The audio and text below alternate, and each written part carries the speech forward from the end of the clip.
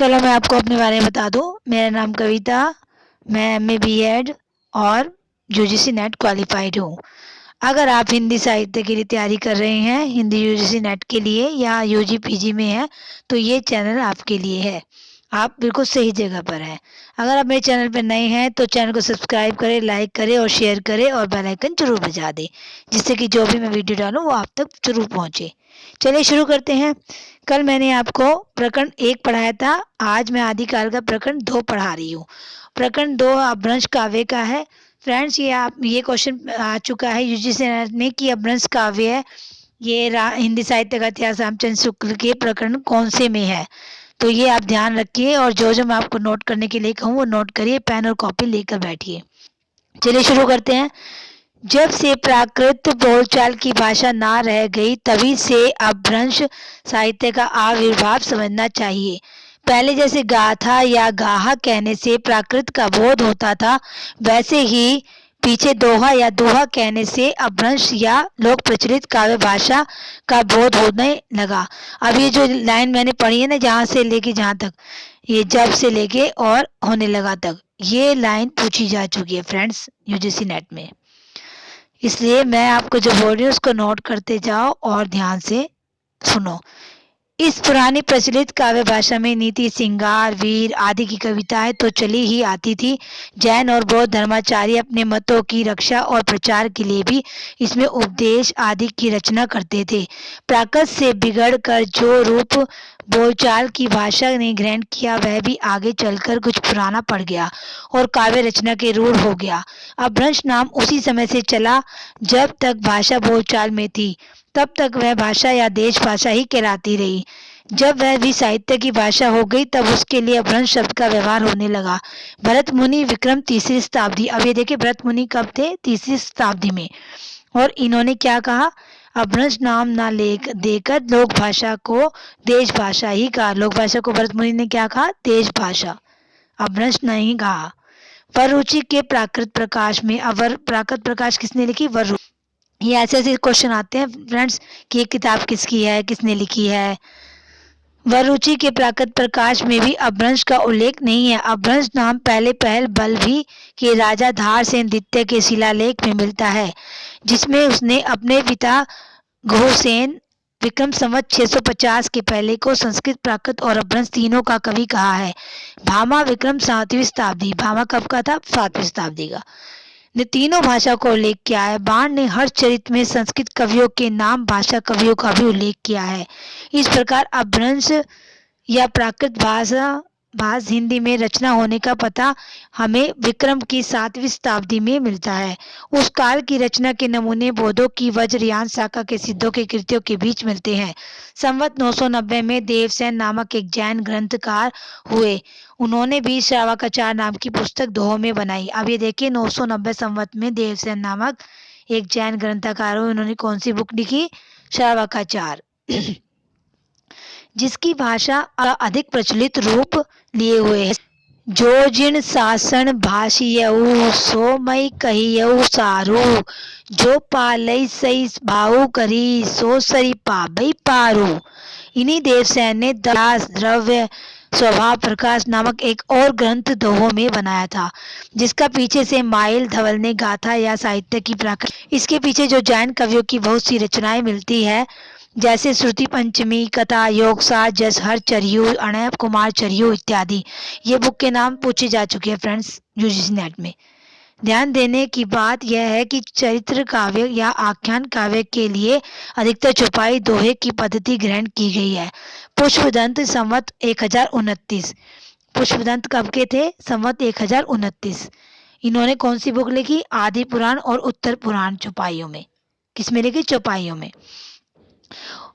उसी काल के आसपास का जसहर चरियू, यशधर चरित्र भी चौपाइयों में रचा गया है। जैसे बिनु धवलेण सवाणु की हल्लई, बिनु जीवेण देहु की चल्लई, बिनु जीवेण मोक्ष को पावई, तुम्हारी सूखी अप्पई आवई।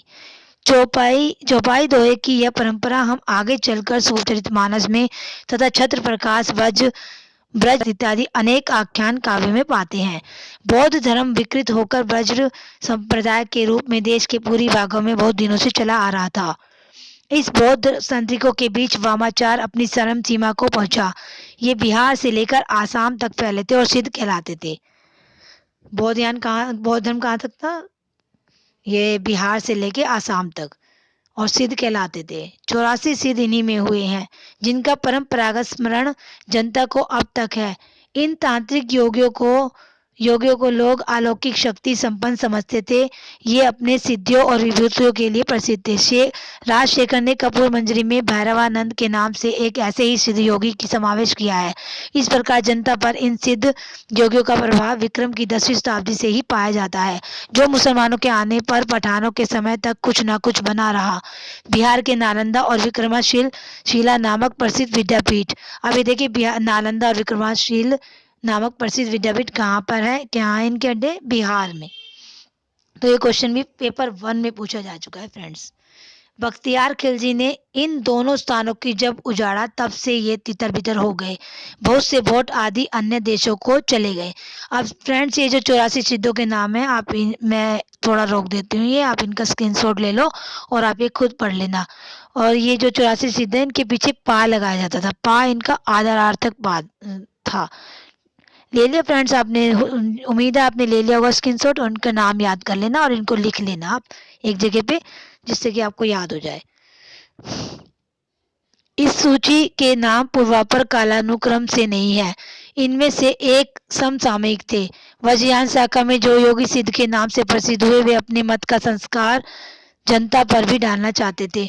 इसमें वे संस्कृत रचनाओं के अतिरिक्त अपनी वाणी अपभ्रंश मिश्रित देश भाषा या काव्य भाषा में भी बराबर सुनाते रहे।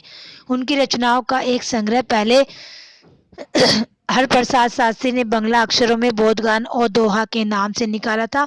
पीछे त्रिपिटकाचार्य राहुल सांकृत्यायन भोट देश में जाकर सिद्धों की और बहुत सी रचनाएं लाए। सिद्धों में सबसे पुराने सरोज वज्र भी नाम है, जिनका काल डॉक्टर विनय तोष भट्टाचार्य है। सबसे सिद्ध पुराने कौन से हैं? सरोज वज्र यानी कि सहरप्पा। विक्रम संवत 690 में भट्टाचार्य विनय तोष है। उनकी रचना देख लीजिए आप। अंतस साधना पर जोर और पंडितों को फटकार, ये ऐसे लगाते थे। अब ये किसके देख लीजिए।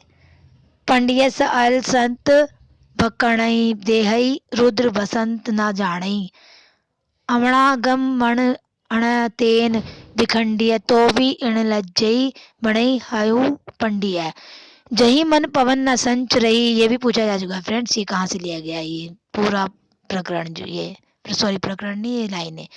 जही मन पवन न संच रही, रवि शशि नाही पवेश, तही बट चित विसाम करु सरेहे कही आ उवेश, घोर अधारे चंदमणि जिमि उजऊ करई, परम महासुह एणु कणे दुरिय अशेष हरई, जीवंत जो नऊ जरई सो अजरामरी होई, गुरु उपयसे विमलमयी सो पर ढंडना कोई।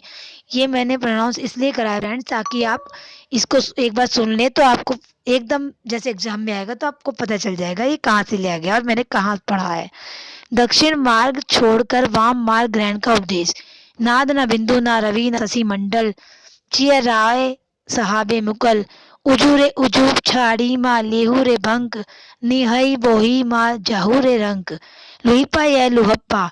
संवत 830 के आसपास के गीतों से कुछ उद्धरण। का आ तरुवर पंच विडाल, चंचल चिए पई ठोकाल, दिट कई करिय महासुह परिमाण, लुई भणई गुरु पुछई जान, भाव न होई अभावण जाई, ऐस भोए को पति आई, लुहा भणई बट दुखण बिणाणन, तिय धाये बिल सही अह लागे अणा। विरूपा संवत 900 के लगभग। विरूपा कब हुए? संवत 900 के लगभग। कि वारुणी प्रेरित अंतर्मुख साधना की पत्ती देखिए, ये विरूपा की है ये लाइनें। सहजे थिर करी वारुणी साध, अजरा मर होई दिट काद, दशमी द्वारत सिंह देखैया, आयल गराहक अपने बहिया, 64 घड़िए देठ पसारा, पैठल ग्राहक नाही बिनिसारा। कणप्पा संवत 900 के उपरांत की वाणी के कुछ खंड नीचे उद्धृत दिए जाते हैं। जैसे कणप्पा की लाइनें हैं, एक अण किए की मंत्र अण तंत, इणिय धरणी लई केली करंत, इण घर धरणी घरणी जाब अण मज्जई, ताप की पंच वर्ण बिहरी, जिमी लौण बिलज्जई, पाणी ही तिमी धारणी लई थित, समरस जई तखणे जड़ पुणोते समनित। वज्रयानियों की योग तंत्र साधनाओं में मध्य तथा स्त्रियों का विशेषता डोमनी का आभास सेवन एक आवश्यक अंग था। सिद्ध कणप्पा डोमनी का आहान गीत इस प्रकार गाते हैं। नगर बाहिरे डोंबी तोहरी कुड़िया छई, छोई जाई सो बाहा नाड़िया आलो भी तोए, सब करीब मसांग निघिण कण कपाली जोई लाग। 100 पदमा 64 पाखुड़ी तड़ी चढ़ी नाचई डोंबी पापुड़ी, हालो डोंबी तो पुछमी सद्भावे, आई ससी जासी डोंबी कहारी नावे। गंगा जमुना माझी रे बही नाई, ताही बुढ़ीली मातंगी पोइया नीले पार करई, बाहु तू डोंबी बाहुलो डोंबी बाट बहिल बुछारा, सदगुरु पाए पए जाइब उणु जिणोरा। का नावड़ी खाटे मन करियाल, सदगुरु बने घर पतवाल, चिय थिर करी गहू रे नाई, अन पाए पार अण जाई। कापलिक जोगियों से बचे रहने का उपदेश घर में सास ननद आदि देती ही रहती थी, पर वे आकर्षित होती थी जैसे कृष्ण की ओर गोपियां होती थी। राग द्वेष मोह लाइस छार, परम भीख लवई मुक्तिहार, मारिये सासू ननद घरे साली, माए मारिया कण बहिल कबाली। थोड़ा घट के भीतर का विहार देखे, नाड़ी शक्ति दिए धरिय, खदे अनहा डमरू बाजई, वीर नादे काण कपाली, जोगी पैठ अचारे, देह न हरी बिहरई इकारे। इसी ढंग का कुकुरिप्पा संवत 900 के उपरांत का एक गीत दीजिए। कुकुरिप्पा का है, सॉरी गाइस। ससुरी नींद गेल बाहुड़ी, जागई कानेट चोर नीलकार गई मागई, दिवसई बहुणी काड़ई डरे भाई, रति बहिले कामरू जाए। रहस्य मार्गों के सामान्य प्रवृत्ति के अनुसार सिद्ध लोग अपनी वाणी को ऐसी पहेली के रूप में रखते थे जिसे कोई बिरला ही बूझ सकता है। सिद्ध तंतिपा की अटपटी वाणी सुनिए। ये सिद्ध तंतिपा का ही है। बेंग संसार बाढ़ हिल जाई, दुहिल दूध के बेटे समाये, बलद बियायल कविया बाजे, पिटा दुहिए ए तीना साजे, जो सो बुझी सो धनी बुद्धि, जो सो चोर सोई साधी, निते निते पियाला जिए जुहा जुज्जई, डेढ़ पायरे गीत बिहले बुज्जई। बौद्ध धर्म ने जब तांत्रिक रूप धारण किया तब उसमें से 5 ध्यानी बुद्धा और उनकी शक्तियों के अतिरिक्त अनेक बोधि तत्वों की भावना की गई जो सृष्टि का परिचालन करते हैं। वज्रयान में आकर महासुखवाद का प्रवर्तन हुआ। प्रज्ञा और उपाय के योग से इस महासुख दशा की प्राप्ति मानी गई। इसे आनंद स्वरूप ईश्वरत्व की ही समझिए। निर्वाण के 3 अवयव ठहराए गए, शून्य, विज्ञान और महासुख। अब ये देखें, निन्या जो निर्वाण है ईश्वर के लिए, जब ईश्वर की जो पूजा करते थे सिद्ध, उसके निर्वाण के लिए 3 अवयव ठहराए गए थे, एक तो शून्य, विज्ञान और महासुख। इस तरह से क्वेश्चन बन के आते हैं फ्रेंड्स। उपनिषद में तो ब्रह्मानंद के सुख के परिणाम का अंदाजा करने के लिए उसे सहवास सुख से 100 गुना कहा गया, पर वज्रयान में निर्वाण के सुख का स्वरूप ही सहवास सुख के समान बताया गया। शक्तियों सहित देवताओं के युग नद स्वरूप की भावना चली और उनकी नग्न मूर्तियां सहवास की ओर अनेक अश्लील मुद्राओं में बनने लगी, जो कहीं कहीं अभी भी मिलती है। रहस्य या गुहा की प्रवृत्ति बढ़ती गई और गुहा समाज या श्री समाज स्थान स्थान पर होने लगी। ऊंच नीच कई वर्ण की स्त्रियों को लेकर मदपान के साथ अनेक विवस्त विधान वज्रयानियों की साधना के प्रधान अंग थे।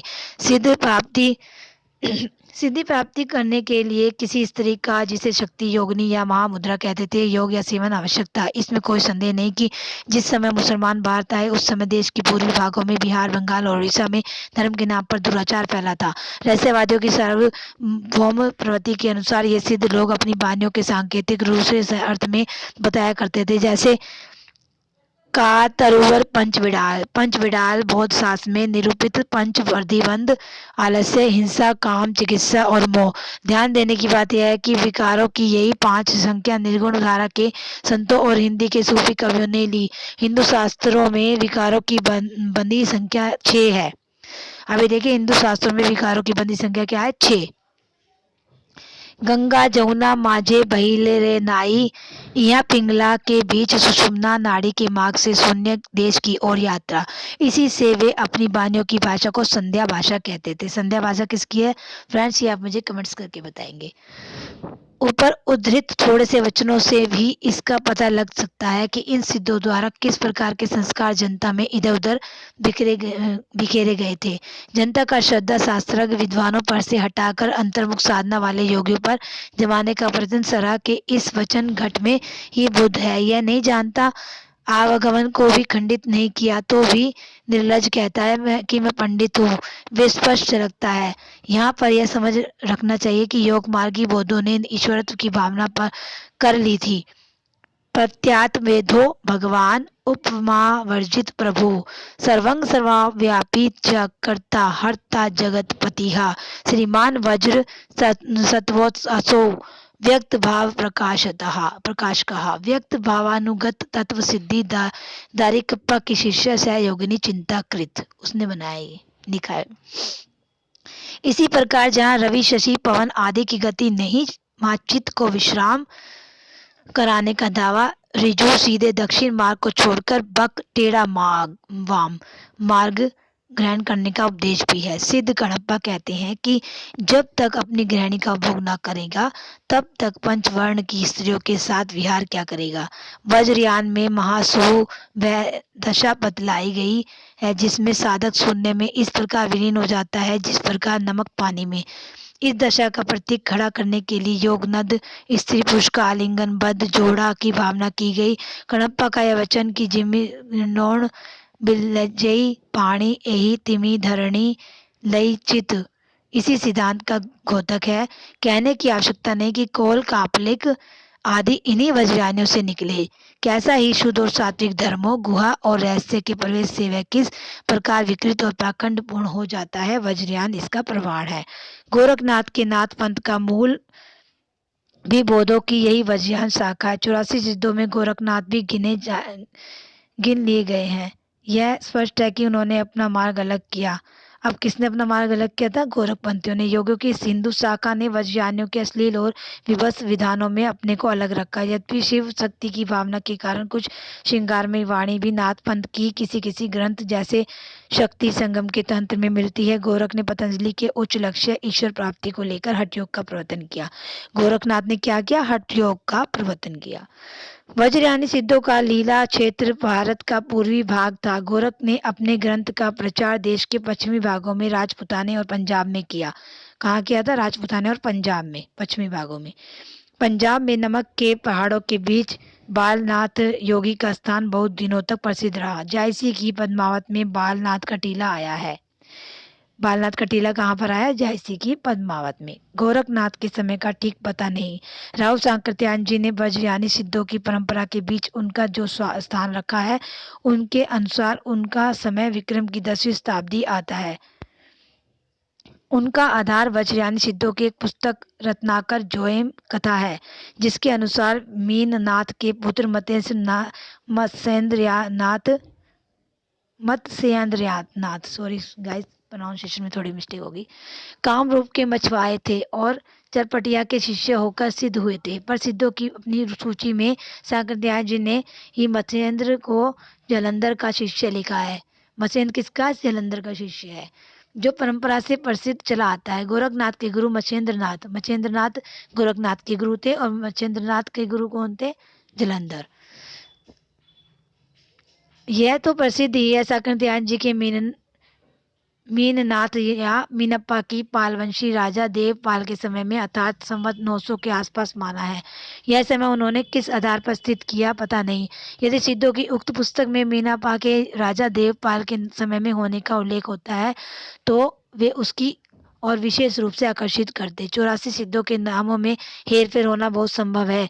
हो सकता है कि गोरक्षपा और चौरंगीपा के नाम पीछे से जुड़ गए हों और मीनापा से मच्छेंद्र या नाम साम्य के अतिरिक्त कोई संबंध ना हो। ब्रह्मानंद ने दोनों को बिल्कुल अलग माना भी है। सरस्वती भवन स्टडीज संदेह यह देखकर और भी होता है कि सिद्धों की नामावली में और सब सिद्धों की जाति और देश का उल्लेख है और पर गोरक्ष और चौरंगी का कोई विवरण नहीं। अतः गोरखनाथ का समय निश्चित रूप से विक्रम की 10वीं शताब्दी मानने से नहीं बनता। महाराष्ट्र के संत ज्ञानदेव ने तो जो अलाउद्दीन के समय संवत 1358 में थे अपने को गोरखनाथ की शिष्य परंपरा में कहा है। उन्होंने यह परंपरा इस क्रम से बताई है: आदिनाथ, मच्छेंद्रनाथ, गोरखनाथ, ज्ञानीनाथ, निमितिनाथ और ज्ञानेश्वर। अभी किसने बताई है? देखिए अलाउद्दीन के समय के ये ज्ञानदेव ने बताई है। और इसको नोट कर लो फ्रेंड्स, और जो मैं कहूँ नोट्स कर लो और खुद और थोड़ा सा खुद अपने आप भी देख लो कि क्या इंपॉर्टेंट है और उसको नोट करो और ऐसे ही अपने नोट्स बनाओ। इस महाराज परंपरा के अनुसार गोरखनाथ का समय महाराज पृथ्वीराज के पीछे आता है। नाथ परंपरा में मच्छेंद्रनाथ के गुरु जलंधर नाथ माने जाते हैं। बोर्ड के ग्रंथों में भी सिद्ध जलंधर आदि नाथ कहे गए हैं। सब बातों का विचार करने से हमें ऐसा प्रतीत होता है कि जलंधर ने सिद्धों से अपनी परंपरा अलग की और पंजाब की ओर चले गए। वहाँ कांगड़े की पहाड़ियों तथा स्थानों में रमते रहे। पंजाब का जलंधर शहर उन्हीं का स्मारक जान पड़ता है। नाथ संप्रदाय के किसी ग्रंथ में जलंधर को बालनाथ भी कहा है। जलंधर को बालनाथ भी कहा है, ये याद रखना। नमक के पहाड़ों के बीच बालनाथ का टीला बहुत दिनों तक प्रसिद्ध रहा। मछेंद्र जलंधर के शिष्य थे। नाथ पंथियों की यह धारणा ठीक जान पड़ती है। मीनापा के गुरु चरपटी नाथ हो सकते हैं पर मछेंद्र के गुरु जलंधर ही है। समझ गए? मीनापा के गुरु चरपटिया नाथ हो सकते हैं परंतु मछेंद्र के गुरु जलंधर ही है। ये रामचंद्र शुक्ल बोल रहे हैं अपनी बुक में। सांकृत्यायन जी ने गोरख का जो समय स्थिर किया है वह मीनापा का राजा देवपाल का समसामयिक और मछेंद्र का पिता मानकर मछेंद्र का मीनापा से कोई संबंध न रहने पर उक्त समय मानने का कोई आधार नहीं रह जाता और पृथ्वीराज के समय के आसपास ही विशेषतः कुछ पीछे गोरखनाथ के होने का अनुमान दृढ़ होता है। ओके फ्रेंड्स, आज के लिए इतना ही काफ़ी है। वीडियो बहुत लंबा हो जाएगा क्योंकि ये प्रकरण बहुत लंबा है। इसको मैं कल बताऊंगी आगे। और अगर आप इस चैनल पे आए हैं तो आप बिल्कुल सही जगह आए हैं और जो भी आपको मटेरियल चाहिए प्रोवाइड कराऊंगी, मेरी गारंटी है। और मैं डेली वीडियो डालूंगी आपके लिए। आप डेली ही इसे पढ़ें और अपना चैनल को सब्सक्राइब करें, लाइक करें, शेयर करें। ओके बाय फ्रेंड्स, कल तक के लिए।